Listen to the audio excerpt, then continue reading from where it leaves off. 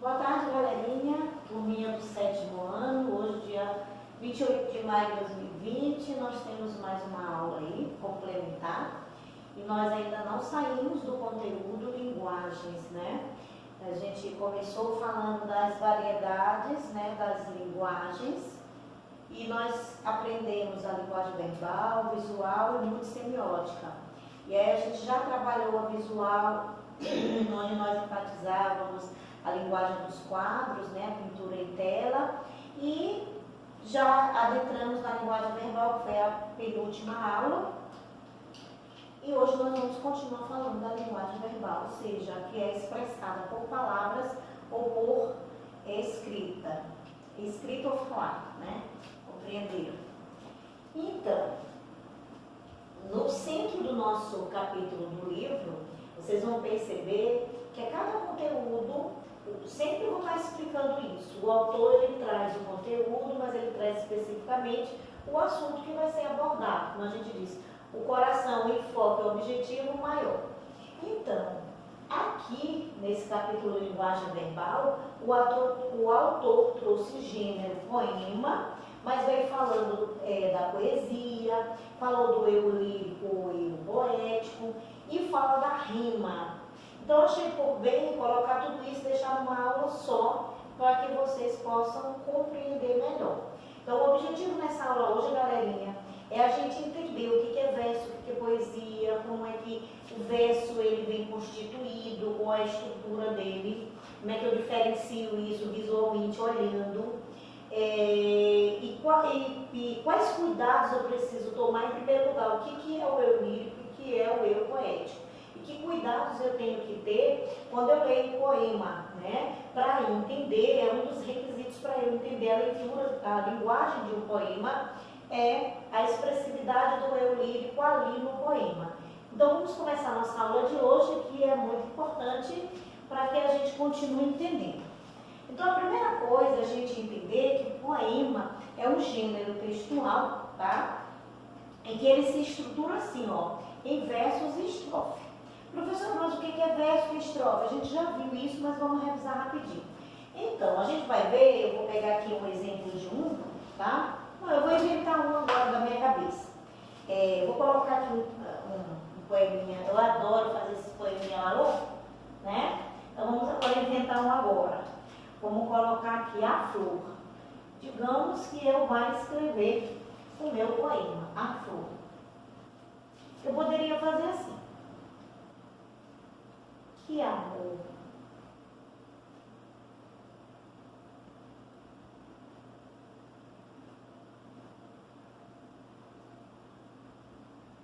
Que perfume.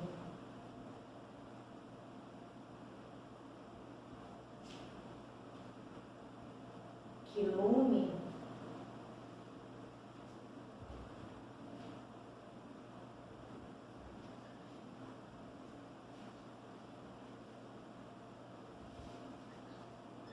A minha amiga. Pronto.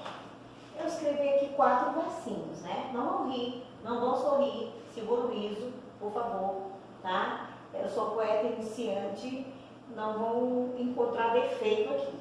Eu criei agora, então respeitem a minha produção, minha composição, tá?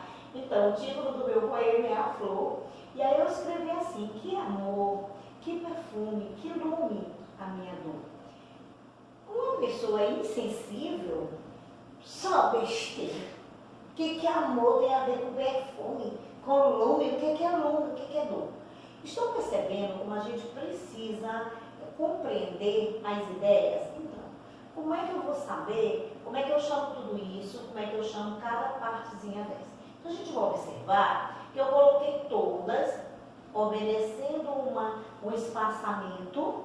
Eles não têm uma linha começando recuada e a outra continua, não. Todos estão, ó, na mesma direção.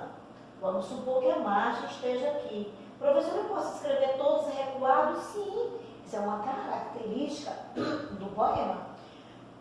Sério, gente? A estrutura do poema. Professor, eu posso escrever o poema em prosa? Posso. Aí eu vou ter que recuar esse. Agora, esses aqui vão continuar, tá? formando o parágrafo. Então não esqueçam, a estrutura em verso é diferente da estrutura em prosa.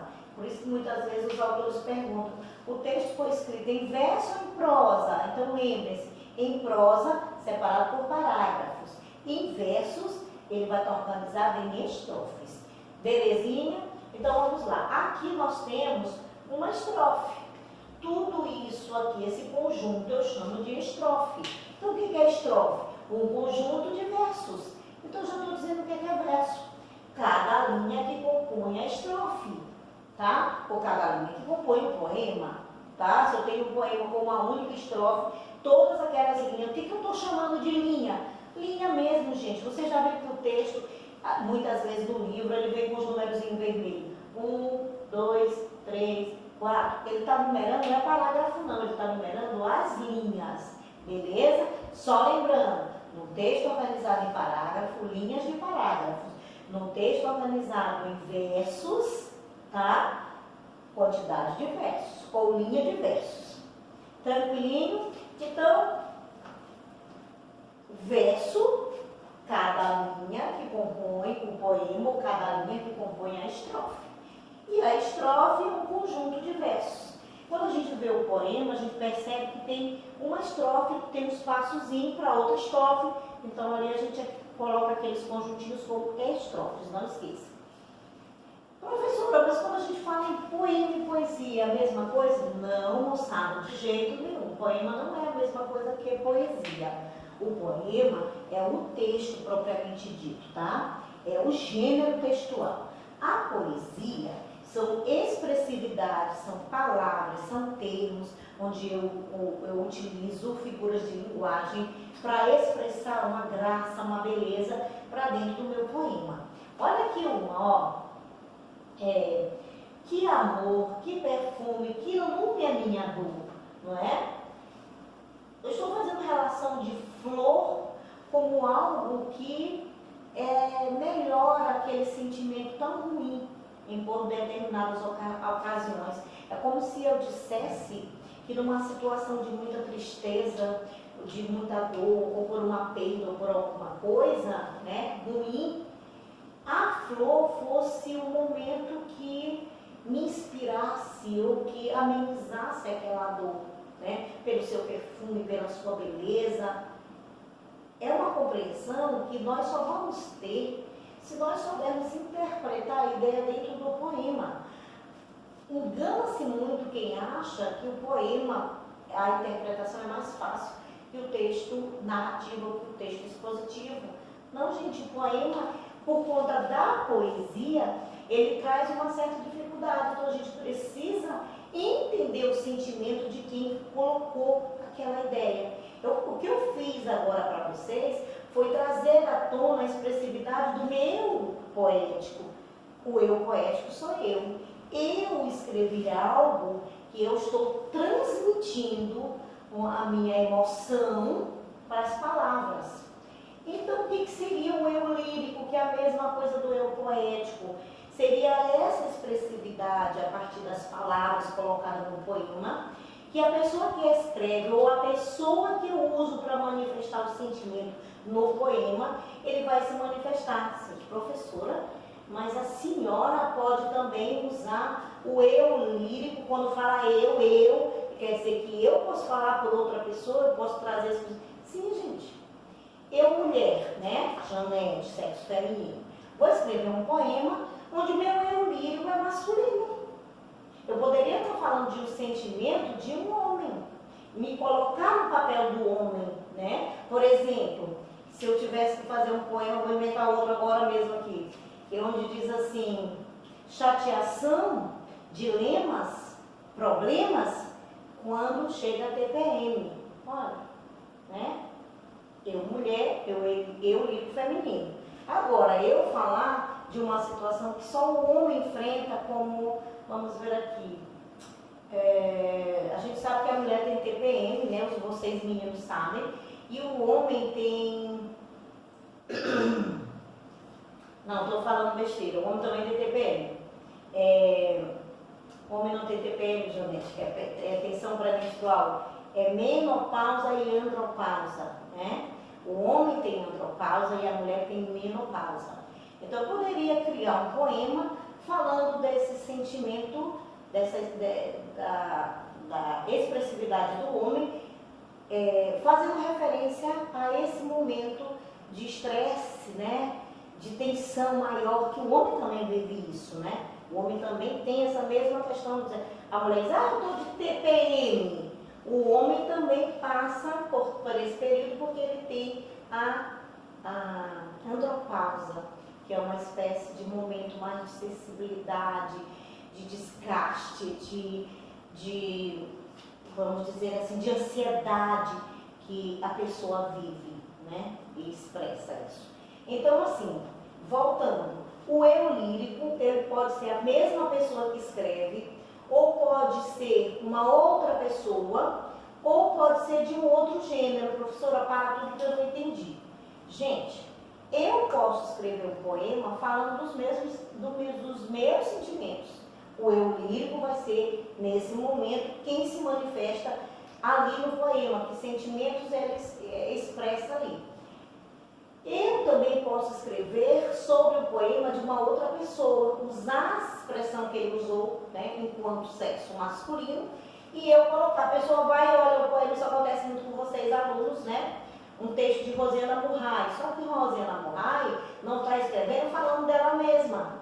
Ela vai estar escrevendo, fazendo referência a pensamentos, sensações de uma outra pessoa de sexo masculino. O que a pessoa diz? Quem é o eu lírico? A expressividade que a própria autora colocou. Não, você não prestou atenção que ali não é ela que coloca essa manifestação. E eu estou sentindo que pode ficar meio complexo. Então, se tiver que gravar uma outra aula, eu volto para explicar melhor essa questão do eu lírico. Mas, finalizando, o eu lírico é a expressividade, são como é que eu posso dizer, os sentimentos que eu quero transmitir a partir das palavras, sentimentos meus ali da palavra. Quando eu falo outra pessoa também pode se expressar, uma terceira pessoa, e eu vou chamar de eu lírico, sim.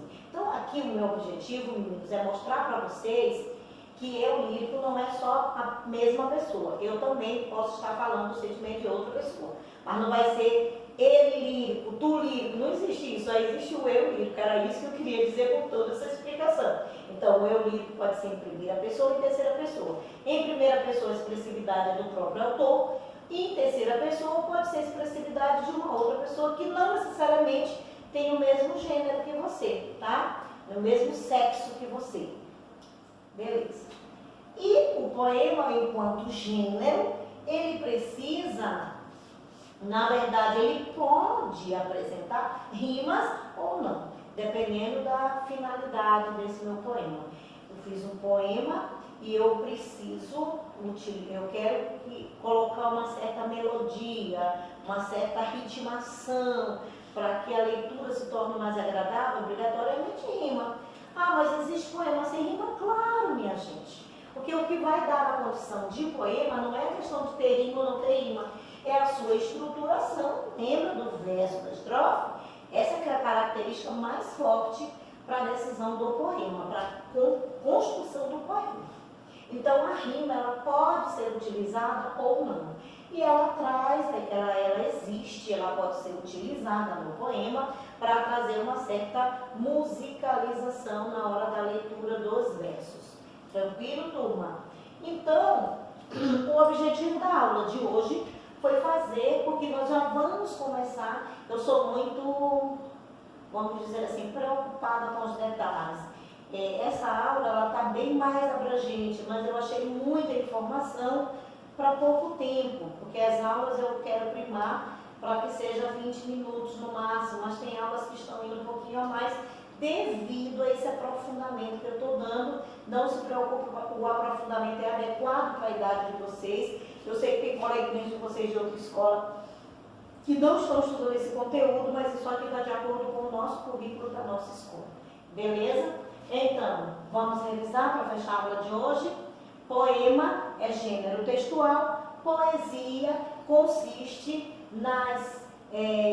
no emprego das palavras ou nos sentimentos que são colocados nas palavras para dar graça, beleza ao poema. Então, poesia é uma coisa, poema é outra coisa. O poema, ele vai ser identificado pela sua composição, pela sua estruturação, ele vem escrito em versos e estrofe, mas pode também ser encontrado escrito em prosa, em forma de parágrafo. Pode, com certeza. Então, o poema pode ser escrito das duas formas, em prosa ou em verso. E nós falávamos, finalmente, do eu lírico, que é a manifestação de sentimentos que são empregados nas palavras dentro do poema. Tranquilinho, turma? Então, na próxima aula, a gente continua, mas fiquem de olho na nossa tarefa avaliativa número 3, ela é muito importante, e eu vou estar determinando lá no nosso aplicativo da escola, tá? Na verdade, que não é da escola, mas que a gente usa, que é o Google Classroom, e eu vou estar determinando, explicando melhor para que vocês entendam o que deve ser feito. Eu estou fazendo isso como artimanha, porque a nossa avaliação online vai ser amanhã. Quem assistiu essa aula hoje vai correr e fazer a tarefinha, que ela é bem simples.